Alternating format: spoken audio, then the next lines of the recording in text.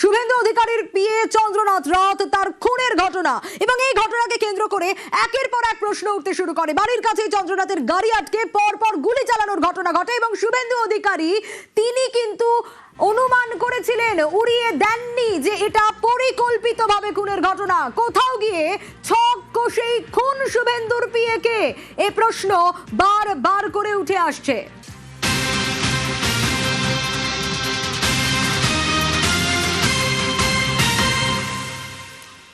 এবং এই কথা কেন বলা হচ্ছে, অমিত রয়েছে আমার সঙ্গে, একটু ডিটেলে জানার চেষ্টা করি।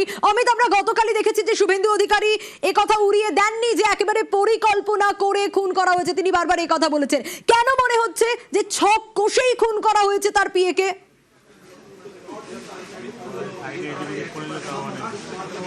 দেখো, পরিকল্পনা করে এই যে খুনের ঘটনা ঘটেছে এটা কার্যত সুনিশ্চিত পুলিশ কর্তারা, কারণ যে গাড়িগুলো ইতিমধ্যেই এই খুনের কাজে ব্যবহার করা হয়েছে, যে 4 চাকা গাড়িটি ব্যবহার করা হয়েছে তার নাম্বার প্লেট যেটি এখানে ব্যবহার করা হয়েছে, আসল সেই নাম্বার প্লেটটি অ্যাকচুয়ালি ভুয়ো, বা সেটি যে নাম্বার প্লেট ব্যবহার করা হয়েছে সেই নাম্বার প্লেটটির অরিজিনাল গাড়ি কিন্তু শিলিগুড়িতে রয়েছে এবং শিলিগুড়ি সেই গাড়ির মালিকের সঙ্গে ইতিমধ্যেই কথা বলেছেন পুলিশ কর্তারা।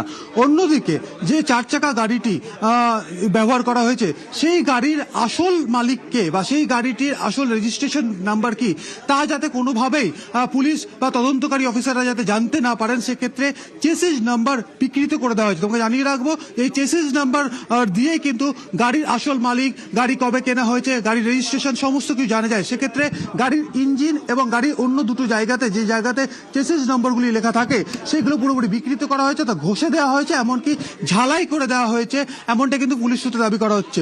অন্যদিকে যে দুটি বাইক ব্যবহার করা হয়েছে সেই দুটি বাইকের নম্বর প্লেটও ভুয়ো বলে কিন্তু এখনো পর্যন্ত তদন্তে উঠে আসছে।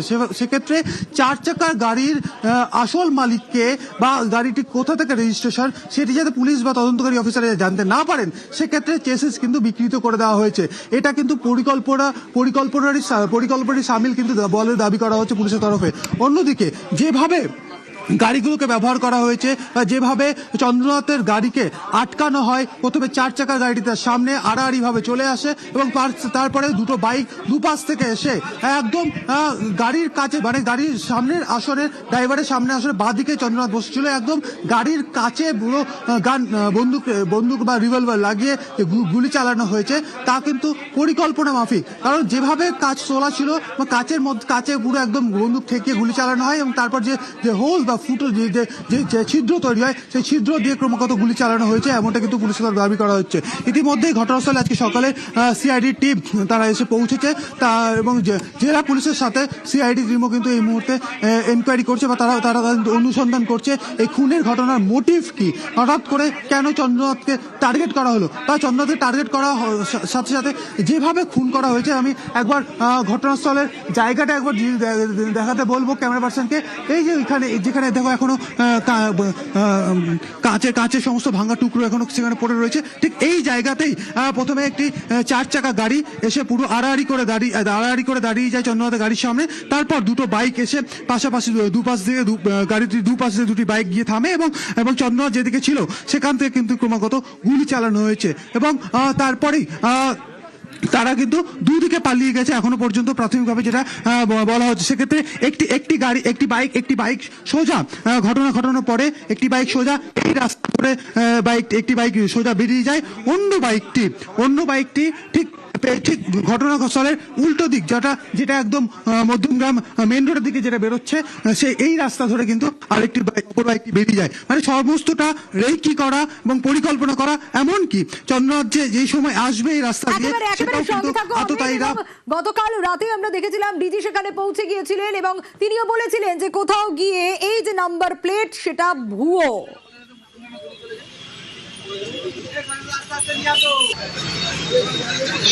যেটা দেখে মনে হচ্ছে যে ওই গাড়ির নাম্বার প্লেটটা টেম্পার করা হয়েছে, সেই শিলিগুড়িতে গাড়ি একটা রেজিস্টার্ড, সেইটা নাম্বার প্লেট এখানে ব্যবহার করা হয়েছে, কিন্তু এটা ফেক নাম্বার প্লেট। আমরা যে ফায়ার্ড কার্টেজ আছে কিংবা লাইভ রাউন্ড ওগুলো পেয়েছি, বাদ বাকি জিনিসটা আমরা আই উইটনেস সব কিছু দেখে আমরা ইনভেস্টিগেশন মধ্যে এগোচ্ছি। ডিজির বক্তব্য শুনলাম, আর তারই পাশাপাশি এই মুহূর্তে ঘটনাস্থলে সিআইডি টিমও রয়েছে। পাশাপাশি নজর রাখবো মধ্যমগ্রামে শুভেন্দু অধিকারীর পিএ খুনের ঘটনা এবং বাড়ির কাছেই একেবারে চন্দ্রনাথের গাড়ি আটকে পর পর গুলি চালানো হয়, গাড়ি করে এসে পয়েন্ট ব্ল্যাঙ্ক রেঞ্জ থেকে গুলি চালানো হয়। প্রত্যক্ষদর্শীরা যারা ঘটনা একেবারে চোখের সামনে দেখেছেন তারা কি বলছেন দেখি। দৌড়ে গেলাম, গিয়ে দেখলাম একটা স্করপিও, তার মুখে মুখে দাঁড় করানো একটা 4 চাকা গাড়ি। দেখলাম একটা দুটো সিটের মাঝখানে একজন পড়ে আছে, একজন পেছনে পড়ে আছে, রক্তাক্ত। কজন ছিল গাড়িতে যারা এসেছিল? আমি যখন পৌঁছেছি তার আগে বেরিয়ে গেছে। বাইকে ছিল না? 4 চাকায় এসছে, গাড়ি গার্ড করেছে, গুলি করে যতদূর সম্ভব বাইকে বেরিয়ে গেছে। কারণ অলিগলি যারা এসেছিল তারা খুবই পরিচিত হবে, কারণ বাইকে যখন বেরিয়েছে তখন অলিগলি দিয়ে বেরোতে হতে পারে, এইটা পরিকল্পনা ছিল। এবং 3টে গুলির খোল পাওয়া গেছে স্পট থেকে। রাতেই মধ্যমগ্রামে হাসপাতালে যান শুভেন্দু অধিকারী। আত্মসহায়ক খুনে রাজনৈতিক যোগ ওড়াচ্ছেন না শুভেন্দু, পরিকল্পনা করে ঠান্ডা মাথায় খুনের অভিযোগ, দোষীদের রেয়াত নয়, হুঁশিয়ারি শুভেন্দু অধিকারীর।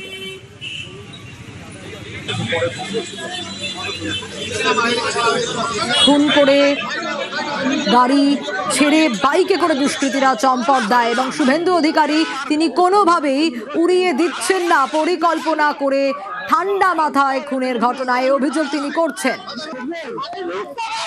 পরিকল্পিত ঠান্ডা মাথায় এই খুন সংঘটিত করা হয়েছে।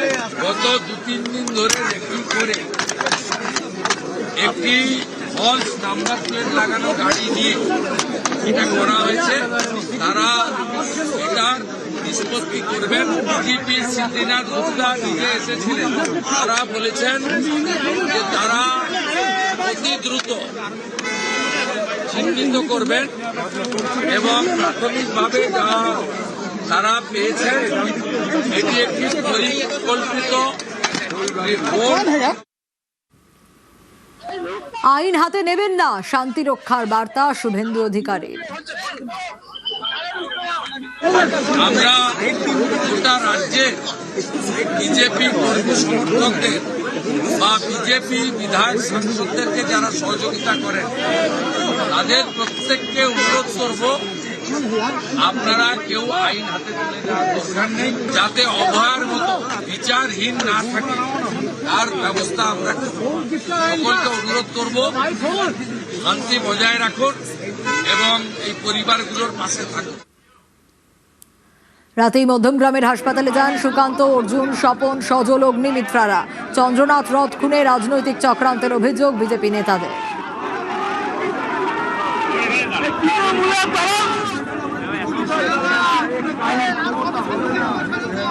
बिना तृणमूल कांग्रेस का ये कोई कर ही नहीं सकता है।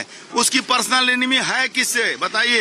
वो आदमी दिन भर शुभेंदु अधिकारी जी के लिए काम करता है। वो विधानसभा का उनका जो पीएस मिलता है उसका वो सरकारी आदमी है, जो पार्टी पॉलिटिक्स वाला आदमी नहीं था। वो बेचारा एक सीधा साधा शुभेंदु बाबू के साथ काम करता था। अब ये मैसेज दिया गया कि ब्रेन को मारो, जो लोग साथ में रह के काम करते हैं, मैनेज करते हैं, उसको मारो।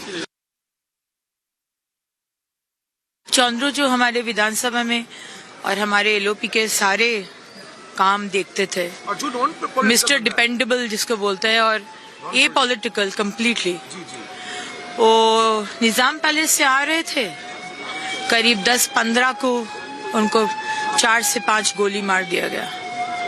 अब इसका इन्वेस्टिगेशन होना है, सीसीटीवी कैमरा भी है, पुलिस को देखना है। ফিরলাম ব্রেকের পর, এবার নজর রাখবো পালা বদলের পরই ভাঙড়ে পঞ্চায়েত সমিতির অফিস পুনর্দখল আরাবুল ইসলামের। পুরনো অফিসের দখল নিয়েই শওকত মোল্লাকে নিশানা, তৃণমূল কর্মীদের আইএসএফ এ যোগের আবেদন।